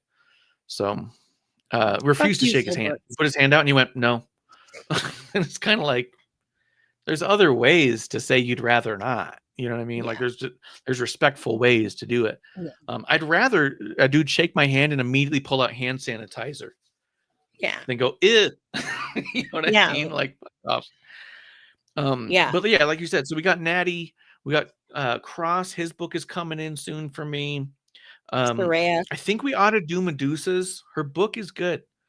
But I'm just looking at my shelf. I've got Medusa there. I got Becky. I've got 2 McFoley books. I got Bret Hart's, Wait. Earl Hebner's, Arn Anderson's, Andre the Hold on. Giant, Sisterhood of the York- Squared Circle. You would love. New York just saying you Times have room. best-selling author, Becky. Got to add that in. Sports Illustrated did say that. Yeah, Mankind's a Sports Illustrated. multi-time New York Times best-selling author back when it was harder. Did you know that Tell the her that. metrics changed? I know, but Yeah, tell the her metrics that. have changed. Yeah. Yeah, remember It's when that just was how- hard? That's like the music industry, man. NSYNC had Yeah. they were the first week of sales. They were number 1 for, I think, Yeah. over a decade, well over a decade, with No Strings Attached. And then who beat them? Adele. I think it was her, one of the albums, and it was her third one. And I'm like, that's digital downloads. That's not people going to a fucking store and buying something. I know. You're Metrics have digital changed so download. much. Yeah. To be So honest, to be a bestseller now, you just need a certain number of like pre-sales. Mm. And to pretend like wrestling fans aren't going to pre-sale, come on. Natty even talked to us about that. We bought 2 books while we were there. So she signed one to me and one to producer lady, because we're like, fuck it. Let's show support. Mm. I already have, about to arrive in the mail this week, a pre-ordered autograph book by Natty from Premier Collectibles. I'm a big fan of them, so anybody check them out. You have a discount That's where code? I'm getting. I don't have a discount code. I wish there. Oh, I wish I didn't did. know I mean, if it's you- already fucking priced good. There's no Yeah. upcharge for the signature. The book is basically $5 more to have it signed. That's how I got Becky's autographed, JoJo, Levesque, Karrion Kross, Jordan Childs. All their books I got from that site for basically $20 to $30 signed. Wow. You know what I mean? The Becky one I got at $34 a signed Becky Lynch book. Wow. Try to find a $34 Becky Lynch autograph anywhere. So I'm just saying, we got a bunch here. I got Mega Rand's book. I'm saying we've got a lot of books that we can start doing a little bit of a book club. I'm so into biographies. But yeah, actually, Sisterhood of the Squared Circles one, right? I feel like that I should maybe send you one or something, because Natty did the foreword to that. And I remember, I mean, I'm only like halfway through, but it's so much women's wrestling history. Yeah. You know how the belts started? What they had before belts? What? Butter dishes. What? That was the title. They'd walk around with a butter dish. It was like made out of silver and shit. Fucking crazy. That's crazy. And then eventually, they put the butter dish on a leather strap. Like, fucking crazy. Okay. So That makes sense. I mean, it does make sense too when you think about like how wrestling championships even started. They were big trophies. Yeah. World champions just hold up a trophy Yeah. in the early days. And then it was like, we cannot travel with this trophy. So they melted it down and made a little trophy on a strap so they could hold it up. And it was on a ribbon at first. It wasn't even on leather. It was just a ribbon, like a fucking Olympic gold medal the idea. Okay. Was to be Gotcha. able to like, and then it became like, let's make it into a belt. Like it's taken this evolution. But I think that would be a really cool one for you to read, the Sisterhood of the Squared Circle. I almost thought about bringing that to have her sign, because before she wrote a book, I wanted her to sign that, because I was like, she wrote the forward to it, and she's such a major part of women's wrestling history. She is a legend. She is an icon. She has changed the business, and no one can ever talk about the history of women's wrestling and not talk about Natty. Yeah, There's no world where the history of women's wrestling doesn't cross Natty's path. absolutely.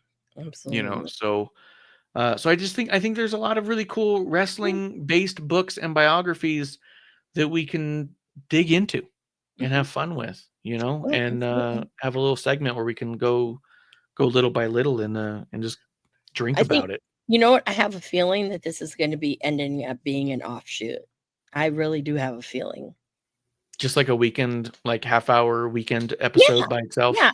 Mm-hmm. Its own episode 1. It's our book Yeah. club. The I book mean, nook. yeah. And I think that would be great. Honestly, the only wrestling books I have, the 2 children's books that came out. So Cabanas and the Young Bucks. Cody has one too. I have the Cody one. The children's Oh, book. I forgot he had one. Shit, I knew I have there that was one. someone in that era that had one too. So it's Yeah. Cody. I can get one.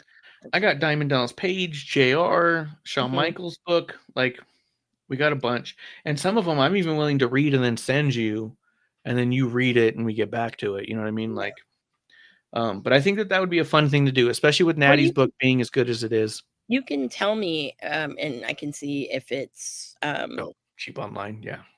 I'm sure eBay's got fucking ones for $3 or yeah, I don't know or if you use not even bookstore. that. Not even that, but if it's like I'll buy it digitally too. I don't care. Oh, well, there's that. The audio ones, yeah. Well, not just audio, but like the font. I kind of, I'm going blind. I need big font, I have a bunch of them on my iPad. I'll read it through the night. That's how I was reading Medusa's, was on the iPad. Yeah. And even though I got the physical book right here, just to me it was easier to read at night in bed on my iPad. So yeah. But yeah, we'll start. We'll pick them. We'll start with Natty. We'll do Karrion Kross next. Mm-hmm. You said you wanted to do Paige. I'm willing to. He just has hers because I forgot she had one that recently came out. Yeah.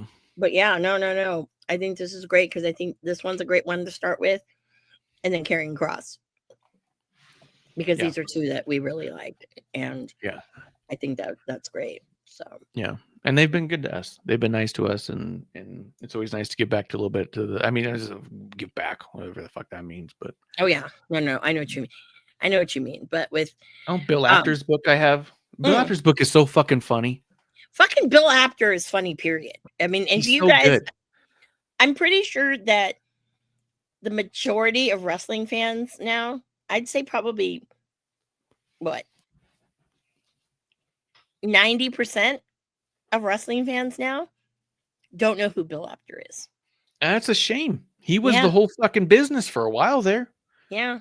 Like, you didn't know about wrestling if you didn't know about Bill Apter. Mm-hmm. Dude, the title of his book is Wrestling Fixed? I Didn't Know It Was Broken. Fucking great. My God. I know everyone hates me talking about Colt Cabana, but you know what? Honestly, does he have a book? If you can go back in his Art of Wrestling catalog. Well, you talk about it. I got to run to the bathroom real quick. Yeah, go for it. You don't have to tell people about going to the bathroom. But yes, sorry, I'm sick still. He has some amazing stories from people like Bill Apter, and Bill Apter is telling him a lot of great stories. Anyone from Neville Pac, and to Teddy Hart. That's a strange one, and even like the circumstance around like Colt recording it was kind of funny. But you learn about all these people. The ones that I really tell people, if you really want to really get into them and start so you can kind of see about people, I always tell them the ones with Kevin Owens back when he was Kevin Steen. He's still Kevin Steen to me. His are great. I want to say that his live ones are kind of funky, but if you really are not a fan then of his, then no, unless the guest you like. But definitely, you learn a lot of things. Like, I know a lot about wrestling because of that podcast. I'm not gonna lie, straight up. Like, I know, and no one's pulled the curtain back. Like before, I got really into it. No one pulled the curtain back to me and told me. No, it's just listening to all these stories, and it's really good. X-Pac has some great stories on there. Natty's on there too. And I think he even did TJ too, if I'm not mistaken. He's done a lot of people. I know most of y'all know from the infamous CM Punk one, but I'd be shocked there's if a lot TJ more. wasn't on there. TJ is such a I fucking thought he was. encyclopedia. I'm saying thought he was. I'd be surprised if he wasn't. I'm sure he is, because he's really good friends with Natty and TJ because of FCW and all that. Mm.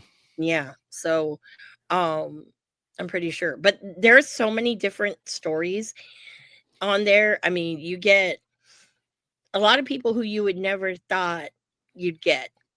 And like one interesting tidbit, because I know the modern day wrestling fan would probably think this is great, but did you know that Jon Moxley fucking likes the Grinch? How the Grinch Stole Christmas. Nice. He was singing the theme during Colt's podcast. That's the kind of gems you get. Like, you get that. That's a good gem. Yeah, you get. How much of the song does he sing? A little bit of it, like and Just a I clip? can't remember the part. I'll have to find it because that'll be good to play. Yeah, and it was funny because he was like, "Man, just the way those lyrics were like written." He says, "Who does shit like that?" And it was pretty cool. And then to learn about one of Colt's wrestling heroes, and he's talking to him, Johnny Saint, and that World of Sport style of wrestling. That, I mean, there's so much history in there, and there's so many good things, and even people that you would be, really, oh my god, like, it's fascinating. So yeah. I implore people, go listen to them, more of the interview style ones, not really some of these other ones. So yeah, but they're good to go back to. Working with John Arezzi on his Pro Wrestling Spotlight for a while and going through all those tapes from the 90s has really opened up an appreciation to me for things like out of the era, right? Like the idea of some of these finding old, like I was doing something for Bill Apter one time as just a little thing, and I was pulling up old interviews he had, and he had like interviews with like Adam Cole when he was like 2 years in. And I don't even like Adam Cole, but I'm watching this interview like, this is fucking cool. Yeah. Drew Galloway before he ever made it to America, and I'm like, that's fucking cool. You know what I mean? Like, there's stuff, right? Like, I think it might be asshole-ish to say, but I bet you now Colt Cabana's podcast back then is so much better now than it was listening to then. Because at that time, you're like, oh yeah, cool, here's a bunch of indie wrestlers talking about wrestling. Now, oh, that's what fucking Jon Moxley was saying 20 years ago, 15 years ago, 10 years ago. You know what I mean? Like, that's so much cooler to me. Yeah. To see where they've come from and what they used to think versus now. Old Kevin Steen and Sammy fucking promos and interviews are so fucking cool. Yeah. Like, you can get all the good stuff now. And even watching Cody and Kevin Owens have their podcast interview they just did was amazing. He did one with Cody like too. Yeah, well, that's what I'm saying. Those older ones with like Kevin Steen and stuff, you go like, oh shit, this is fucking great, man. I love the Zoo episode. And remember back when Vine was a thing? Yeah. They actually had filmed themselves like with little vines at the zoo. And boy, they're children. That's all I'm going to say. I think you can still sometimes kind of find it, but they're children through and through. Like both of them. I'm like, oh my gosh, and it's really one of those things where you can discover a lot. Like, I know you're not a fan of the Young Bucks. A lot of people aren't a fan of the Young Bucks. No, never. But if you go back, they're like one of, like, as Generation Me, okay, they are one of the first 10 in there. And throughout the years, they kept going, going back in there and going in there. Kenny Omega is another one too. People are like, well, he never like interviewed Zack Sabre Jr. He's really good friends with Zack Sabre Jr., but that's not Zack's thing, right? And he told Colt that's not my thing, dude. He said, I'd love to, but no, that's not my thing. And there are people that, after a while, when he really wasn't on the road anymore, that's where it all stopped. And also the court thing kind of bummed it out too. But there's a lot of really cool stuff if you look. So Yeah. definitely, you don't know who Bill Apter is. That's an easy way to kind of understand who he is. And then you can go deeper down the rabbit hole. I suggest. Oh, yeah. Mm-hmm. Did Colt interview Bill? Yeah. That's so good. That's so smart. I think maybe twice. Yeah. Yeah. Like I've talked to him a couple of times and he's the fucking coolest. Yeah, he's. You know what I love about him is he still wants kayfabe alive so bad. Yeah. He still plays in kayfabe, and that's what's so cool about the book. Is the book is largely kayfabe. Yeah, it's fucking awesome. He's telling the stories of these characters as their character story, and you're like, this is so fucking great. Yeah, you know, absolutely. It's nice with as much shit as out there that's pulling back the curtain. It's nice to have a little something that goes, can we just stay on the opposite side of the curtain for one more minute? Yeah. You know what I mean? But I'll see you at the matches. Oh my God. Yeah. So fucking great. Yeah. It's always funny because sometimes there's certain with Colt's podcast, like the one with Cody, I dropped them off at the hotel. And I'm like, that's when you filmed that after. I was like, Jesus. Okay. Yeah. Asshole. I was like, asshole, don't tell me. Yeah, no. But there's also other like moments in his podcast that I am name dropped quite a lot. And in this podcast, your name dropped? Yeah. That's certain funny. people know. A lot of people know. Certain people are very jealous about it. But you know what? I don't care. There was one too. It was one of his ones later on when he was doing like a Wrestling Road Diaries type of thing, and he was with Joey Janela, and I had dropped those two off at the hotel, and we were having this conversation because I'm gonna fucking throw Colt under a bus, and he will not do it for you people, but Colt has like given me a neck adjustment before, and like he's like a chiropractor, seriously. So I had him do one, and the crack was so fucking loud. Janela was like, "What the fuck?" He's like, "She's got issues." I'm like, "Jesus, thanks, dude. Like, thanks." That's funny. Thanks, but just little things like that. But definitely, if you want to learn a little bit about some of your old, like some of these wrestlers that are around right now, yeah, you're not going to see people like the Usos or anything like that because that wasn't his circle. But a lot of these guys, just go back and look for it. But definitely, Bill Apter's is a good one to check out. Oh, it's phenomenal. I can't wait to actually listen to that one. I can't get enough Bill Apter, to be honest. And he just turned 80, so happy birthday to him. I think he missed his birthday a week or two ago. I don't think he was listed. I don't think he was listed, but he had a birthday not that long ago. He turned 80, so happy birthday, Bill Apter. Well, happy birthday, Bill. Yeah. I do want to throw us out there real quick. We do have to get going. We are running out of time. But I was over at a Walmart recently, and I got these little slap bracelets a while back that I've been wearing from time to time because they were fun for like $5. But then I saw these things. There was like a big plastic wrap around it, and it was they were $5. And I was like, well, let me see. And they're little fucking mystery figures. You don't know who you're gonna get. And I got 2 of them. Okay. And I wanted to show you because I was like, for $5 fucking bucks, I am all in. I got a fucking Cena and a Roman. I like that look of them. So cool. Those are cool. They come with this.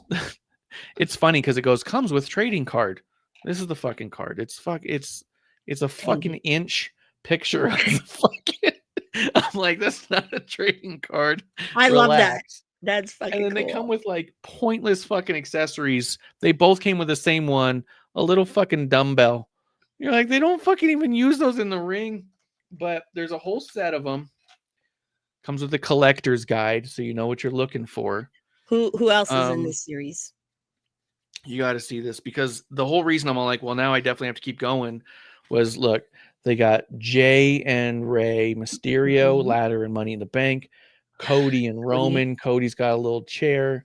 Mhm. There's Cena, Bianca with a little Bianca microphone. Mhm. Fucking Bianca's the only woman in the whole set, first off. And I was like, fuck off. Who's she No, supposed not to even fight? Rhea Ripley. Yeah, not even Rhea. Randy, Logan Paul. You fucking make Logan Paul and only one woman. Yeah, I know exactly, right? Yeah. CM Punk, but look at that LA Knight with the fucking briefcase. Yeah. I want that one. And then there's Mhm. super chases of Cena and Randy with a title belt that you can I wear like as those. a ring. They make them ring sized, it says. So there's a little picture of a fist where you can wear. Dude, Oh, for wow. $5, I'm like, all right, let's do this. Let's have I'm gonna some have fun. to go see them. But you could see that yellow like belt looking thing.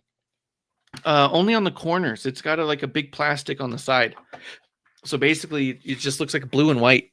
And then on the Oh. edge, you can see the gold. Okay. I'll Because have it's to like take a shrink look. wrap, so people don't just rip them open, you know? Yeah, I'll have to take a look for those. Yeah. Now I'm intrigued. For Because I do $5? like the micro brawlers, okay? I only have Yes. ones of people that I like. I am I gotta get on my get off my ass and buy the Ricky Starks variant, the one from the strap match. The variant, he has blood all over him. I need that. So Yeah. I'm a sicko. Wrestling sickos, apparently, according to Tony Khan. But that is really cool. Those snap bracelets, I've never seen them in the store. I've always wanted to try to get one. I've only seen them a couple times. Though my Walmart seems to be fully stocked with them right now, and I keep thinking about getting more. Mhm. But my problem is, for one, they don't quite fit right, so they're a little awkward anyways. Yeah. But I only bought 2, and I got the fucking spinner belt and the Nice. fucking undisputed belt, and I was like, I don't know that I can do a lot better than that.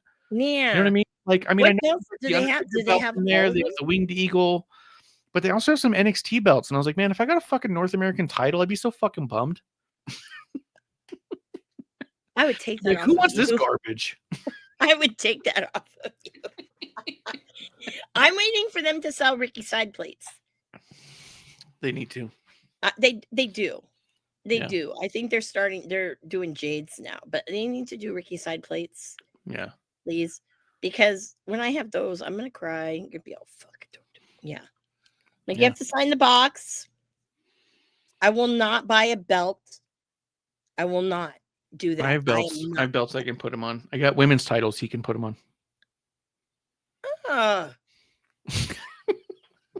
Rude.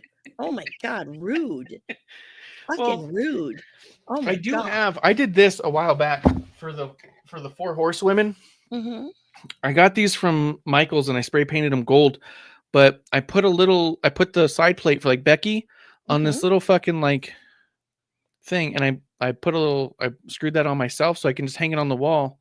So it just sits there as like a side plate Nice. on the wall with like a little gold kind of like framing behind it. Nice. And I did that for all 4 of them. I got Bailey, Sasha, and Charlotte. They're all up there. And I Yeah. like them. I'll polish them sometimes, make them nice and shiny. But like, I mean, you can do shit like that. You can also just like, if you leave them in the box and have them sign the inside of the lid, then you can kind of display it with it open where the signature's on top and then the plates are inside. That's what I wanted to do was have Yeah. when he comes out open inside. Well, I've it. seen them sell where they sign the outside of the box, the top of it. And I'm all like, then you can't see them. And the whole point is them. Yeah. It's like, what the fuck? Yeah, I know. We are out of time, so we got. Yes, we are. So, Marsh, where can we find you? This is it right now. So, you know, you got to be a friend of the Dive Bar. You got to be putting the I and subscribe and the I and notifications if you want to know we're going to drop a new one. Whenever we're going to drop a deuce, you know, whenever we put out his number 2. Right now it's a lot of number 1s, but eventually we'll drop a 2. Maybe we'll deuce the book episodes. Once you finish part 1, let me know. We'll do a whole part 1 deuce. Yeah, absolutely. Absolutely. That's definitely great. And yeah, if you want to support the podcast, you can go to @RefMarsh on Venmo. Cash App too. But just Venmo, I know. But Yeah, Venmo, I'm definitely there. Thingy below. I think I don't have Cash mine. App, but I don't have mine. But you know what? I'm going to need to start collecting funds. I will go on the side of a freeway the next, like, maybe I might do this for Survivor Series with a sign like I'm homeless and says, help, need premium ticket for Survivor Series. Any cash will help. I will be that person with that sign. And you can find me at Miss Amanda Jane, X, Instagram. Oh yeah. So guys, again, thank you for another episode 1. And that's last call. L'chaim. Producer Lady here. Thanks for tuning in. Continue to support and buy us a drink by putting the I in subscribe and reviewing our podcast. And cheers.